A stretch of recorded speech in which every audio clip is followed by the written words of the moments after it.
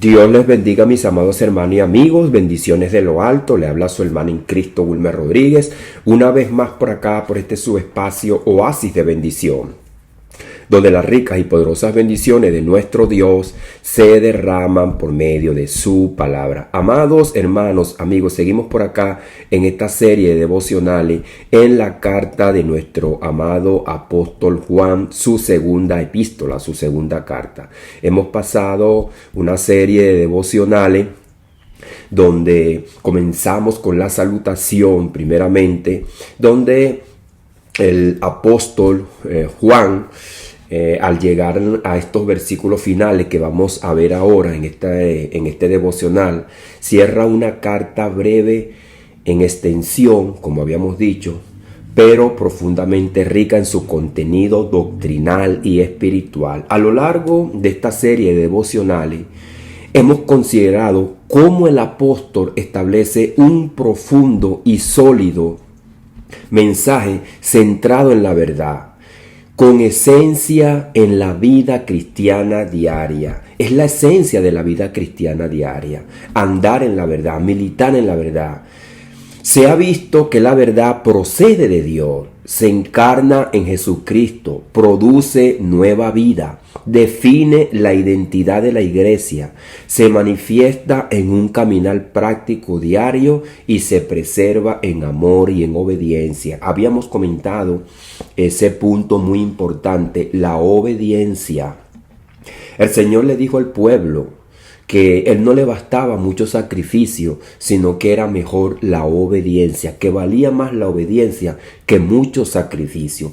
Bajo este marco que hemos visto doctrinal, el apóstol desarrolló el saludo. Del capítulo número 1 desarrollamos el saludo del versículo número 1 al 3, el reconocimiento de la iglesia, cómo andaban los creyentes, del versículo número 4 al 6, y la preocupación con una advertencia hacia la falsa doctrina y la falsa enseñanza hacia la divinidad de Jesús, del capítulo número 1, del versículo número 7 al 11. No olvidemos que esta carta simplemente tiene un solo capítulo, con 13 versículos, mostrando la necesidad de discernir el error y permanecer en la doctrina de Cristo, en la doctrina de la verdad, firmes en esa doctrina. Asimismo, se ha destacado en esta epístola, aunque dirigida a una señora elegida y a sus hijos, posee un carácter comunitario universal,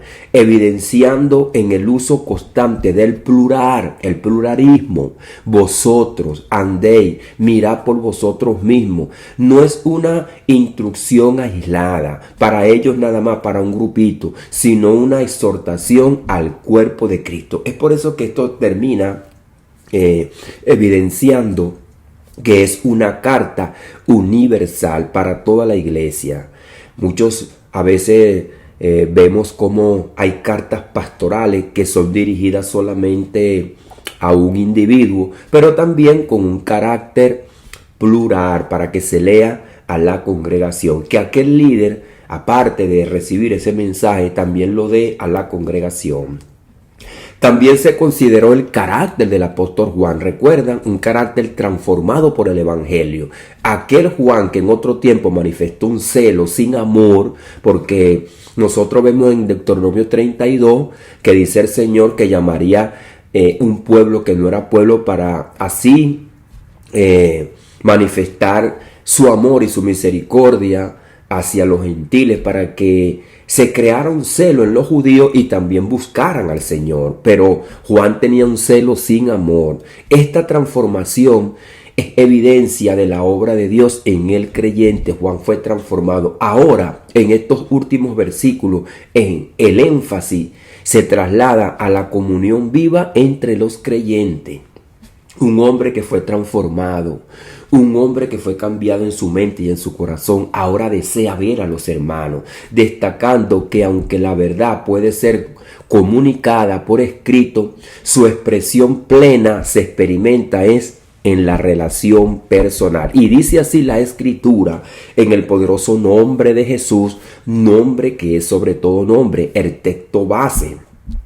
Y vamos a denominar pues este devocional, el saludo final y despedida, la plenitud del gozo en comunión, la plenitud del gozo en comunión. Dice la escritura así: tengo muchas cosas que escribiros, pero no las he querido hacerlo por medio de papel y tinta, pues espero ir a vosotros y hablar cara a cara para que nuestro gozo sea cumplido. Tengo muchas cosas que escribiros, dice nuestro amado apóstol Juan, pero no lo he querido hacerlo por medio de papel y tinta.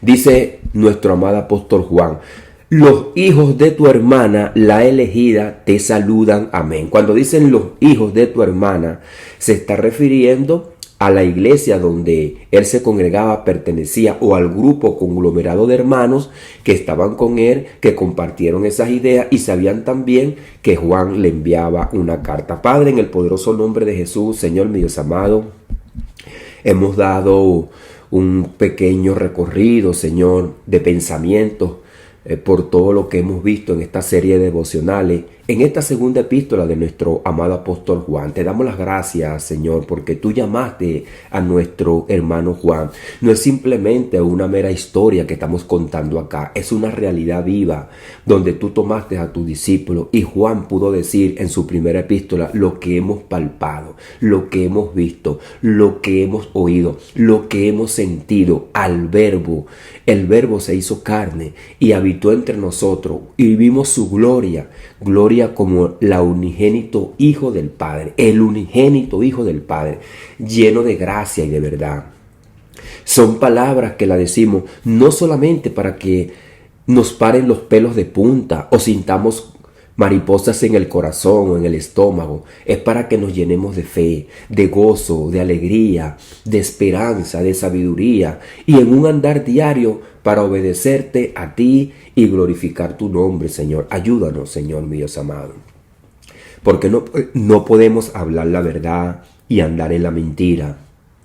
Esto es lo que tú nos llamas, Señor. No andar en la mentira, sino andar en la verdad. Señor, aquellos que andan en la mentira y en la oscuridad, ayúdalos, Padre amado. Que sea tu palabra la que rompa las cadenas y las ataduras. En el poderoso nombre de Jesús, te damos las gracias, Señor. Amén y amén. Así que dice nuestro amado apóstol Juan: tengo muchas cosas que escribiros, pero no he querido hacerlo por medio de papel y tinta.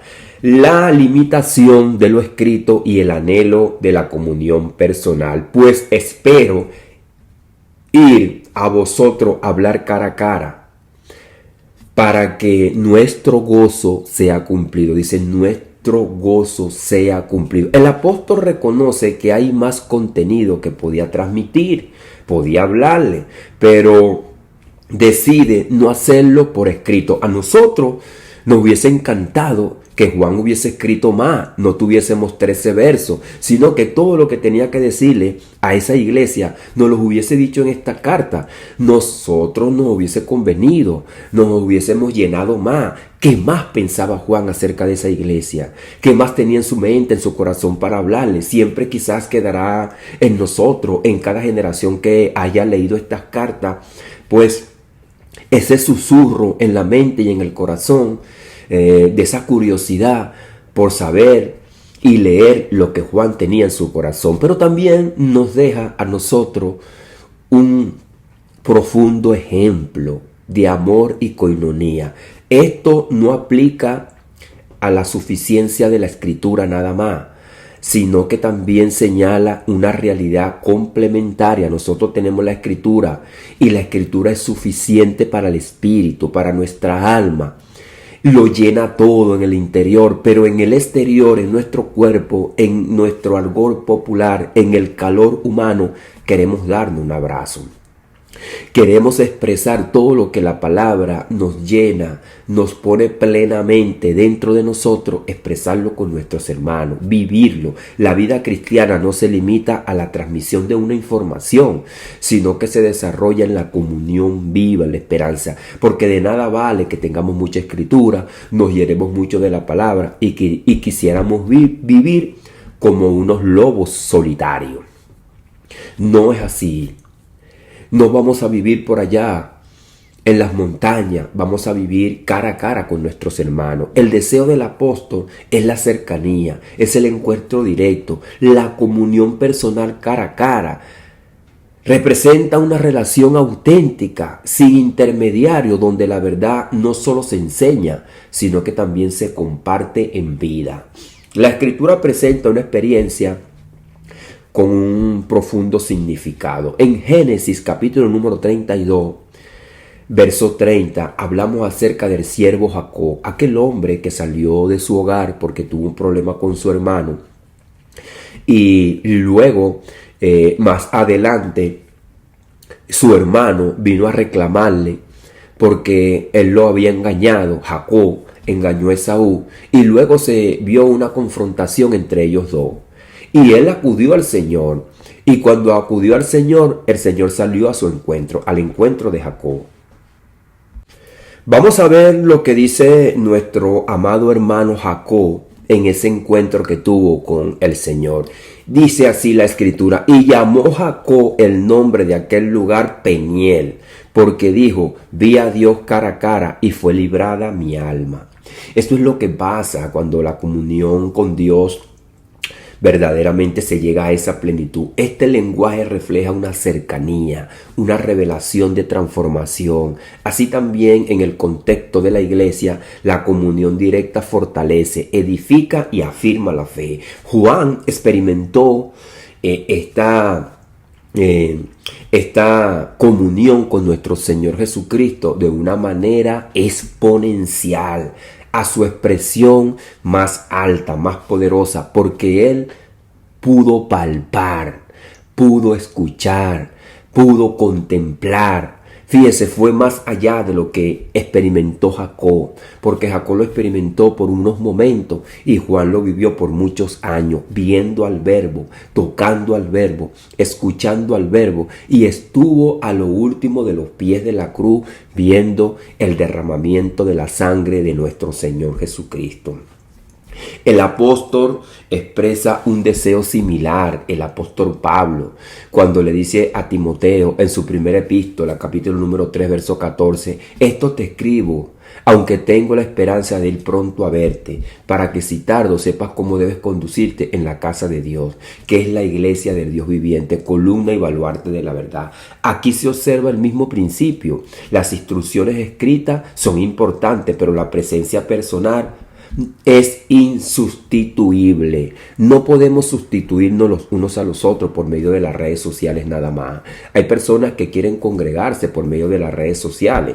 El Señor Jesucristo lo dijo bien claro: donde están 2 o 3 habitando, ahí estoy yo en medio nuestro. Vamos a ver ¿qué nos dice la Escritura? El propósito de la comunión. ¿Cuál es el propósito de la comunión? ¿Cuál es la fuente de la comunión? Hay personas que dicen: ¿para qué yo tengo que ir a una iglesia? ¿Para qué yo tengo que congregarme? Ayer en nuestro devocional explicamos la palabra Cristo, el ungido. ¿Por qué nos llaman cristianos? ¿De dónde salió esa palabra? ¿De dónde salió ese pensamiento? ¿Y qué es lo que verdaderamente significa ungido, Cristo? En griego, pero también lo explicamos en hebreo. ¿Qué es lo que quiere decir cuando nos llaman cristianos? ¿Qué es lo que nosotros debemos saber y entender en nuestro corazón? Así también cuando la palabra comunión, ¿a qué se refiere? Cuando estamos reunidos, la palabra iglesia es reunión, es congregación, no es un espacio físico. Muchas personas dentro de la iglesia han tergiversado y han mal enseñado lo que significa iglesia. La palabra iglesia tiene su profunda connotación en la comunión, porque cuando nos reunimos, entonces hacemos esa coinonía, el cumplimiento del gozo. ¿Cuál es el propósito de la comunión? El cumplimiento del gozo. Dice nuestro amado apóstol Juan, para que vuestro gozo sea cumplido, porque él dice: hablaros cara a cara. ¿Con qué propósito? El encuentro personal no es un simple formalismo, sino que tiene un propósito espiritual, de plenitud, una plenitud en el gozo de Dios. El gozo es la fortaleza, como lo dicen también los profetas. El gozo en el contexto bíblico no depende de la circunstancia. No depende de la circunstancia, depende de esa comunión que tenemos todos el uno al otro cuando nosotros nos encontramos. Vamos a ver lo que dice la Escritura, acá. Vamos a ver lo que tenga que decirnos nuestro Señor Jesucristo. Dice la Escritura en el Salmo 133, verso 1. Mirad cuán bueno y cuán delicioso es habitar los hermanos juntos en armonía. Ahora fíjese que pudiera darse este pensamiento en el antiguo pacto cuando no habían hijos espirituales. Y aún así el Espíritu Santo le hacía sentir algo delicioso, un deleite, algo que era bueno, sentir una alegría cuando cantamos en un cumpleaños, cuando nos reunimos en una piscina, en el río, en la playa, en el campo y empezamos a hacer una comida. Eso es lo que la palabra llama ágape, en vuestros ágape, en vuestra celebración de una cena, de un almuerzo, de un desayuno. Asimismo, el Señor Jesucristo enseñó la importancia de la reunión. ¿Cuál es la fuente? ¿De dónde viene? ¿Quién lo dijo? ¿Somos nosotros los que establecemos este principio? Pues no. Mateo 18:20 dice, porque donde están 2 o 3 congregados en mi nombre, allí estoy yo en medio de ellos. Esto lo establece nuestro Señor Jesucristo. Es el principio espiritual que Jesucristo nos deja ver desde antemano cuando Él estaba con sus discípulos. ¿A quién se lo dijo? A sus discípulos. Para que ellos diesen el ejemplo. Juan nos está dejando el ejemplo. Juan sigue las pisadas del Maestro, como lo dice nuestro amado apóstol Pedro. Que sigamos las pisadas del Maestro. Esto muestra que la comunión no es un elemento secundario, sino un medio por el cual Dios se manifiesta en medio de su pueblo. Dios habita en medio de la alabanza de su pueblo. Hasta se cayeron los muros cuando iban a entrar a Jericó, el pueblo unido, cantando, alabando. Cuando nosotros estamos en la congregación y estamos alabando, estamos glorificando al Señor, no es simplemente para sentir una emoción, sino para desplegar el poder de Dios. Que nosotros a nuestro alrededor tenemos personas que necesitan la palabra del Señor, que necesitan que las cadenas sean rotas. Y a lo lejos también hay familiares de nosotros que están lejos, pueblos que están lejos encadenados. En este contexto donde existen múltiples medios de comunicación ahora, existen múltiples medios de comunicación. Este principio sigue vigente. Nada sustituye la comunión directa con el cuerpo de Jesucristo. Cuando nosotros nos reunimos, la palabra iglesia es la palabra reunión, la palabra congregación. Es por eso que el tabernáculo se le denominaba como el tabernáculo de reunión. El tabernáculo donde se congregaba, donde se reunía y donde alababan, glorificaban y exaltaban el nombre del Señor. Eso tiene que tenerlo en claro cuando los inconversos, los que no conocen la palabra, dicen, ¿para qué yo voy a ir a la iglesia? Es que la iglesia somos nosotros. Tú no tienes que decir que voy a ir a la iglesia, tú tienes que decir, Señor, yo quiero ser parte de la iglesia, yo quiero ser la iglesia. Lo que nosotros hacemos es reunirnos en un lugar de congregación para darnos a nosotros ese calor humano en el amor del Señor y sentir el gozo y la satisfacción. Cuán bueno es habitar los hermanos juntos y en armonía, porque también dice la Escritura que ahí envía el Señor palabra de vida eterna, palabra de verdad. El saludo entre iglesia, una misma identidad en la elección. Dios nos llamó a nosotros en diferentes circunstancias, en diferentes partes, de diferentes procedencias, pero todos somos uno, aunque no seamos del mismo barrio, aunque no seamos de la misma ciudad, aunque no seamos de la misma urbanización, aunque no seamos del mismo país, todos tenemos un llamado, todos tenemos un Padre, todos tenemos un Espíritu Santo, todos tenemos un Cristo. No hay varios dioses. No hay varios Cristo, no hay varios Espíritus Santos. Los hijos de tu hermana, la elegida, te saludan. Amén. Así ellos fueron elegidos y los que estaban allá también fueron elegidos. Este saludo final revela la unidad del cuerpo de Jesucristo. No se trata de una comunidad aislada, sino de una red de iglesias unidas en la verdad. Todas las iglesias que están a nivel mundial que se reúnen, o sea, las congregaciones son una sola, porque todos estamos en Cristo. El Espíritu el Espíritu hizo la misma elección con cada uno, aún sin importar su procedencia, su nacionalidad o su aspecto físico. La expresión tu hermana la elegida refuerza la identidad de una iglesia como un pueblo escogido por Dios. Fuimos escogidos. Nuestro amado apóstol Pedro, en su primera epístola, capítulo número 2, el verso 9, muy conocido, cantado y predicado, dice: el pueblo de Dios. Dice: mas vosotros sois linaje escogido. Fíjense lo que somos nosotros. Cuando Dios llama al pueblo de Israel, y siempre lo repetimos por acá, y el Señor dice por medio del apóstol Pablo que el pueblo de Israel era sombra de lo que había de venir, ahora nosotros no estamos viviendo la sombra, estamos viviendo la realidad. Nosotros hemos sufrido un éxodo espiritual. El Señor nos llamó espiritualmente, nos hizo una nueva criatura, nos dio un espíritu nuevo, como dice Ezequiel 36, verso 35. Nos dio un corazón nuevo, nos dio un espíritu nuevo y puso su espíritu dentro de nosotros, el Espíritu Santo. Al hacer eso, nosotros entonces pasamos a ser un linaje escogido, pasamos a ser un real sacerdocio, pasamos a ser una nación santa. Pasamos a ser un pueblo adquirido por Dios. Dios nos compró en la cruz del Calvario por medio de la sangre de su Hijo. ¿Cuál es el propósito? Para que anunciéis las virtudes de aquel que os llamó. Fíjese, es un llamado, es una elección, es una escogencia. Fuimos adquiridos. Fíjese todas las palabras que nuestro amado apóstol Pedro despliega y declara aquí. Que fuimos una adquisición de Dios. Somos de Él, le pertenecemos a Él. Él nos compró y nos llamó de las tinieblas a la luz para que anunciemos sus virtudes. Es por eso que estamos predicando, es por eso que estamos hablando la palabra. La comunión espiritual entre creyentes es lo que nos muestra Juan. Una unidad en la verdad y reconocimiento mutuo como pueblo de Dios. Reconocimiento mutuo como pueblo de Dios.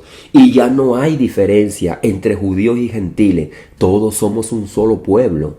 Dios ha hecho de los dos pueblos uno solo. Y a cualquiera que lo llama a la iglesia. Que salga del mundo. Ya bien sea que sea judío o ya bien sea que sea gentil. Que salga del mundo y vengan a Cristo para que sean su pueblo. Porque ahora el tabernáculo de reunión es Cristo Jesús. Tenemos un nuevo templo que es Cristo.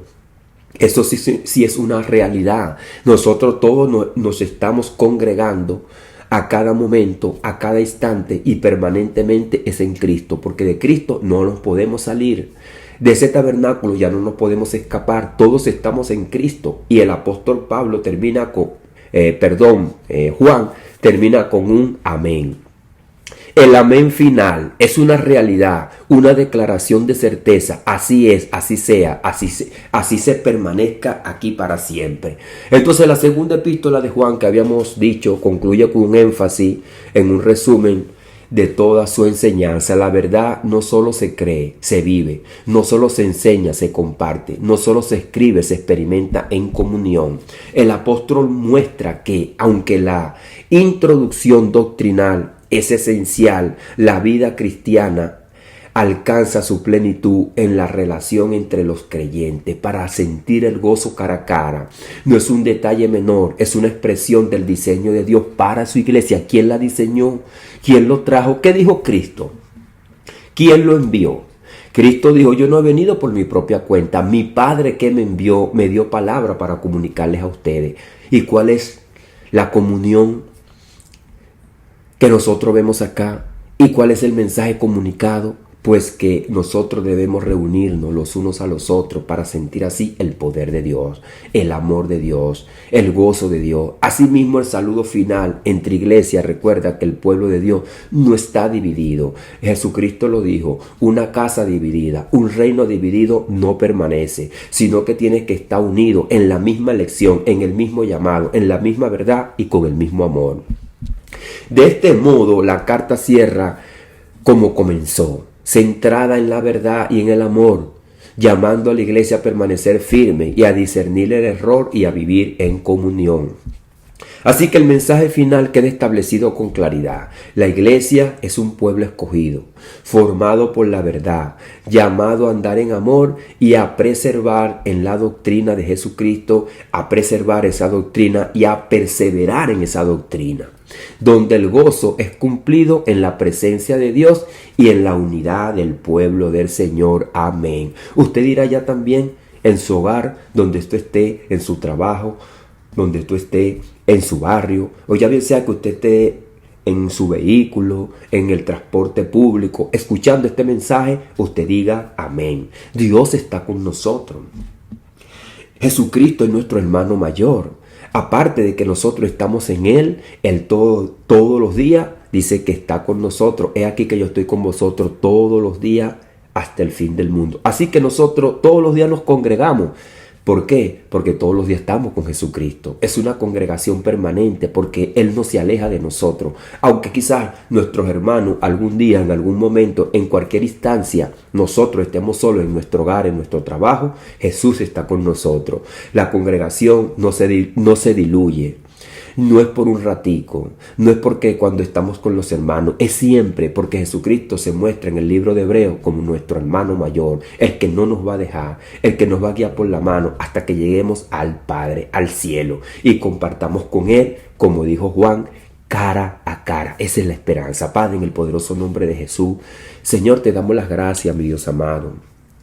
Aunque quisiéramos ver a nuestros hermanos de todos estos siglos que han pasado cara a cara y no lo podemos hacer, entonces, Señor, mi Dios amado, que nosotros pongamos en nuestra mente, en nuestro corazón, ese anhelo constante de compartir con los que tenemos ahorita. Porque si hoy decimos que hubiéramos deseado escuchar lo que Juan le dijo a los hermanos, ¿cuánto más estuviésemos deseando ver a Juan, ver a esos hermanos en el primer siglo? Pero ya ellos se murieron. Entonces no dejemos pasar el tiempo. Compartamos con nuestros hermanos. Vamos a congregarnos, Señor, para sentir ese gozo, esa plenitud cara a cara, donde todos alabamos, expresamos lo que tú, Señor, mi Dios amado, nos hace sentir en nuestra mente, en nuestro corazón, por el sacrificio que hiciste en la cruz del Calvario por nosotros, Señor. Aquellos que están confundidos, aquellos que dicen que no van a la iglesia porque creen que es un lugar físico nada más, porque no han entendido ni comprendido que la iglesia somos nosotros y que tú, Jesús, eres parte de esa congregación porque tú eres nuestro hermano mayor. Que vengan a ti, Jesús, para que también puedan compartir y que nosotros nos reunimos y ahí estás tú en medio nuestro, en la congregación. Tú eres parte de nuestra congregación. Pero lo más hermoso y maravilloso es que tú nunca dejas de congregarte con nosotros, Señor. Porque tú lo dijiste a tus discípulos, van a ir presos. Los van a poner aislados, pero yo estaré con vosotros todos los días hasta el fin del mundo. Venga guerra, venga violencia, venga lo que venga, Señor, tú dijiste que tú estarías con nosotros. Muchas veces hasta somos mal comprendidos dentro de las congregaciones y nos podrían hasta echar fuera, pero tú seguirás con nosotros, Señor. Tú seguirás con nosotros. Nuestro amado hermano Juan dijo, eran de nosotros, salieron de nosotros, se fueron, pero Jesús sigue con nosotros. Él está con nosotros todos los días hasta el fin. Amado amigo, tú que has malentendido lo que es la congregación, lo que es la iglesia, y dices que tú no vas a la iglesia, hoy Dios te está hablando. Hoy la palabra de Jesús está llegando a tu corazón. Que el Padre ponga en tu mente, en tu corazón, el arrepentimiento, para que tú no tengas que ir nada más que a la iglesia, sino que tú seas la iglesia y que tú te congregues con nuestro Señor Jesucristo y tú puedas experimentar la presencia de Jesús a diario. Que Él está con nosotros todos los días hasta el fin. Y nosotros como cristianos tenemos que ser agradecidos de que Jesús está todos los días con nosotros y que es un gran privilegio que muchos que están en el gobierno y hasta llegan a ser presidentes y hasta llegan a ser millonarios y hasta llegan a ser reconocidos, pero están lejos de Jesús. El Señor Jesucristo dijo, sin mí nada podéis hacer, sin mí nada podéis tener. Él es el heredero, Él es la herencia, con Él lo tenemos todo. Por eso te damos las gracias, Padre.